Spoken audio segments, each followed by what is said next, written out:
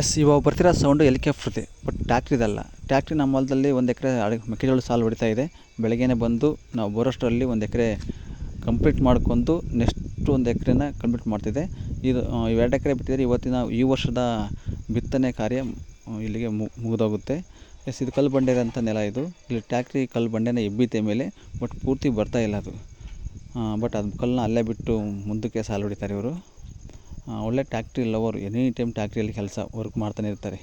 ದೇವರಾಜ್ ಅಂತ ಇವ್ರ ಹೆಸರು. ನೋಡಿ ಬಂಡೆ ಹೆಂಗಿದೆ, ಎಬ್ತಾರೆ ಬಟ್ ತಾಳು ಮುರಿದೋಗ್ತವೆ ಅನ್ನೋ ಭಯದಕ್ಕೆ ಅಲ್ಲೇ ಬಿಟ್ಟು ಹೋಗ್ತಾಯಿದ್ದಾರೆ. ಬಟ್ ಆ ಬಂಡೆ ಎತ್ತಿದ್ರೆ ನಾನು ಸೈಡಿಗೆ ಆಗ್ತಾಯಿದ್ದೆ ಉರುಳಿಸಿ ನಿಧಾನಕ್ಕೆ. ನೋಡಿ ಸಾಲು ಹೊಡೆಯೋದು ಕಂಪ್ಲೀಟ್ ಆಗ್ತಾಯಿದ್ದೀನಿ. 1 ಟ್ರಿಪ್ ಹೊಡೆದ್ರೆ ಸಾಲು ಕಂಪ್ಲೀಟು. ಆಲ್ರೆಡಿ ಮೆಕ್ಕೆಜೋಳ ಹಾಕೋಕ್ಕೆ ನಮ್ಮ ಅಪ್ಪಾಜಿ ನಮ್ಮಮ್ಮರು ಎಲ್ಲರೂ ಬಂದಿದ್ದರು. ಇಬ್ಬರು ಕೂದರ್ ಬಂದಿದ್ದರು. ನೋಡಿ ಇಲ್ಲಿ ಮೆಕ್ಕೆಜೋಳ ಹಾಕ್ತಿದ್ವಿ ಎಲ್ಲರೂ.